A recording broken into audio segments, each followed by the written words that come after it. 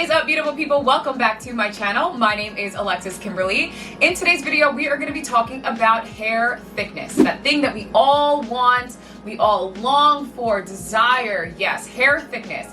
And I want to talk about it because I feel like we have a tendency as humans, as women, to compare our hair to that of other people, of other women. And we do that wanting other people's hair thickness without really understanding all the factors that really come into play when it comes to having thick hair. For me, at least, it brings me a little bit of comfort in knowing that a lot of it you really can't control. It's out of your control. It's predetermined, because I think that as soon as we can kind of come to terms and accept our hair for who she is, we'll be better able to take care of our hair and also be able to emphasize the things that we want to emphasize and de-emphasize the things that we don't want to emphasize. So in today's video, I'm going to be sharing with you guys all the different factors that play into hair thickness, as well as how hair thickness actually can vary from different ethnicities, and also what you can do to maximize your hair thickness even if you feel right now that your hair is not as thick as you'd like it to be. As always, you're going to want to subscribe to my channel for more videos just like this one. Hit that red button down below, as well as the notification bell, so that you can be notified every time I upload a video every Sunday. All right, let's get into it. So hair thickness is actually determined by two things. The first thing is the size and shape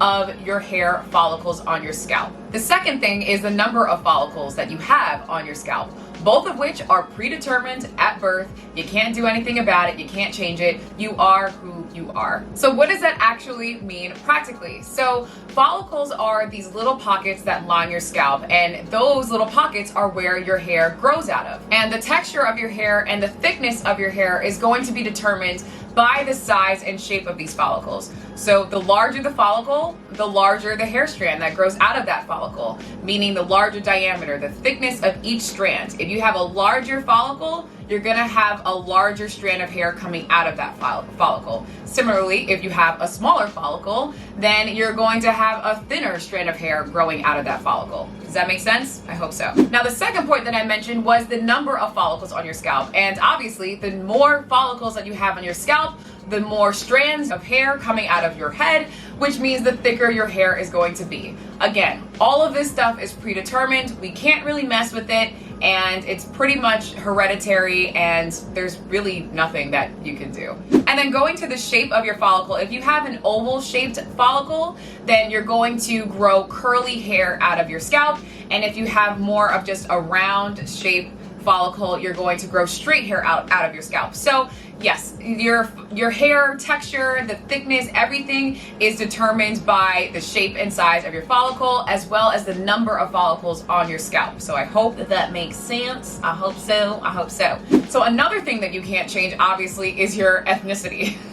So that is actually something that will impact your hair's thickness as well. And obviously, this is not a black and white rule, but I am just sharing with you guys some of my research that I've done. This is not me preparing and sharing with you a whole dissertation of research. No. I just looked up a little bit of research on the differences in diameter and the differences in density of hair across different ethnicities. It's interesting because there really does seem to be a trend of how your hair grows depending on what ethnicity you are. And obviously that's going to vary if you are multiracial, which is why, again, this is not a black letter kind of thing, but it's good to know, because sometimes we feel like we're like crazy, like, oh, we're looking at somebody else and that person has super thick, super dense hair, and then we look at ours and we're like kind of let down because our hair is not performing the same way as this next person. Well, this, at least for me, just kind of grounds me a little bit, because I know that there are certain things, because of who I am, because of my background and my ethnicity, that things are just going to be different. Things are just going to be different. And this is just the research that has been submitted. So when it comes to hair diameter, which basically means how thick each strand is, there is a study that shows that Asian hair has the most thick hair, the thickest diameters across Asian, Caucasian, and African hair types. So Asian was the thickest, then came Caucasian, and African came third. And those numbers range from 84 micrometers for Asians, Caucasian 77 micrometers, and 56 micrometers for African hair. So this is obviously an average across a single study. So again, not a black and white kind of thing. This is not law, but this is just a general trend. Additionally, there is also a study that shows that between Caucasian, Hispanic, and African hair types, that Caucasian hair tends to be the most dense. So per square centimeter, Caucasian hair types tend to have a range between 214 and 230 strands per square centimeter. For Hispanic hair types, it was a range between 169 and 168 strands per square centimeter.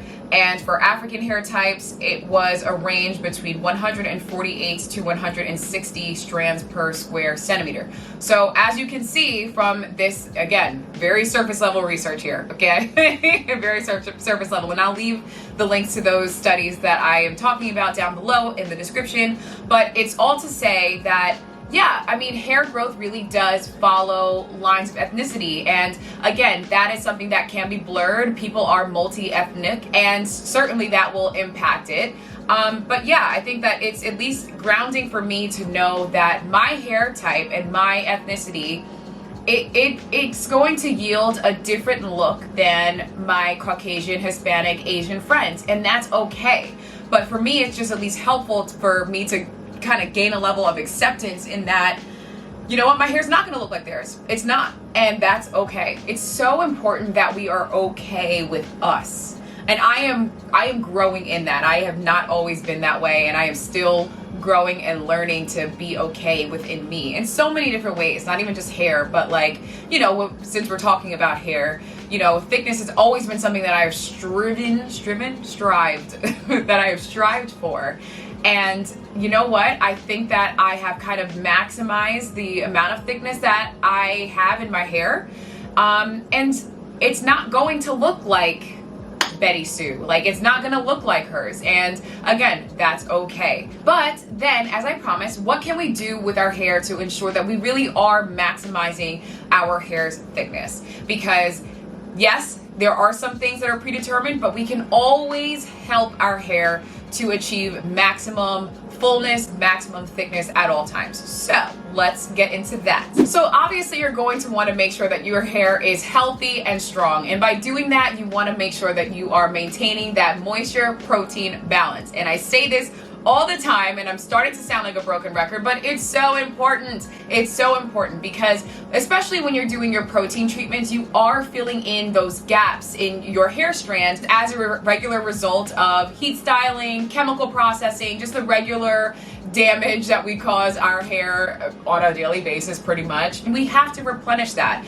And as long as we are replenishing that and maintaining that moisture in our hair, following up with moisture, we are good to go. We're improving the elasticity in our hair, and because we are regularly supplementing with that protein, the actual hair strands are going to be fuller, and they're going to hold a curl better, and they're not going to be as limp. So definitely make sure that you are not neglecting protein, but you're also balancing it out with moisture. The next thing that I always preach is Olaplex. Olaplex number 3 has done wonders on my hair. Not only is it a bond builder, but I really do feel like I've experienced far less shedding after using Olaplex number 3. Even with my last relaxer touch-up, which I'll just link above if you haven't checked that out yet. I got my relaxer done about 2.5 weeks ago. And even with my relaxer treatment, I noticed way less shedding. And normally when I get my relaxer done, by the time I'm ready for a relaxer, my hair is shedding like crazy. But even with that relaxer service, I noticed far less shedding. And I really do attribute it, in part at least, to the fact that I used Olaplex number 3 before I went into the salon to get my hair done. About a week before I went to the salon to get my hair done. So definitely look into Olaplex number 3 if you haven't done so already, because I've personally noticed a difference in shedding. And the next thing that I suggest you do are green tea rinses. And there are tons of tutorials on YouTube on how to do a green tea rinse. I actually personally haven't done a green tea rinse myself, but I've heard amazing things about it having great effects on reducing hair shedding. So the reason why green tea rinses actually do help is because they actually inhibit the production of DHT. dihydrotestosterone. Say that 3 times fast. And that actually is responsible for hair loss, hair shedding. So when you can reduce the production of DHT, you are preserving more strands on your hair, honey, and everybody wants that, okay? We want as many strands to stay on this head as possible. And another thing that I will say is to do a cut. And I'm not saying like a major cut. I'm saying to cut your ends so that you have a blunt cut, blunt ends. And you kind of noticed in my relaxer update video that yes, I got a trim, and that trim was blunt. Like my ends right now are actually very blunt, and I actually think that that is contributing to my hair looking really full, looking, you know, just really thick. And I naturally, I do not have super thick hair. It's just that I do certain things to make my hair look thicker. And I'm not ashamed of that. And I think that anybody who's on a hair journey should be trying to figure out the best way to style their hair, the best way to emphasize all of the good things in your hair. So yes, I think that getting a blunt cut is going to go a long way in just making your hair look thicker. When you have layers in your hair, your ends tend to look a little bit thinner. So I personally wouldn't go for a layered look. I would go for just having your hair grow out all one length and just cutting it in a very blunt cut.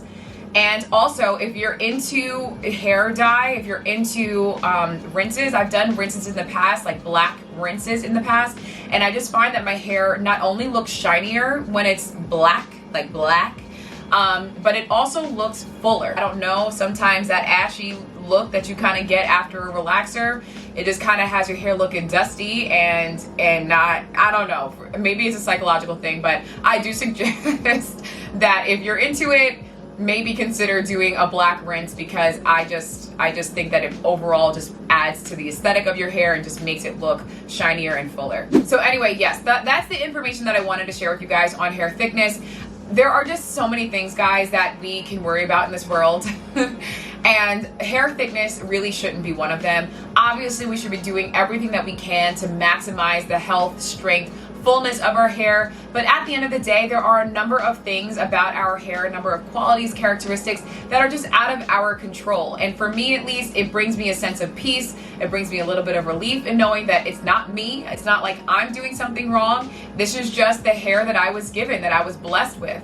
And I have just tried to learn how to emphasize the good, de-emphasize the bad, and you know, just go from there. So if you like this video, then definitely give it a big thumbs up, because it helps my channel, it helps me reach more people. We are building a family here. Things are growing. We're growing. We're doing things.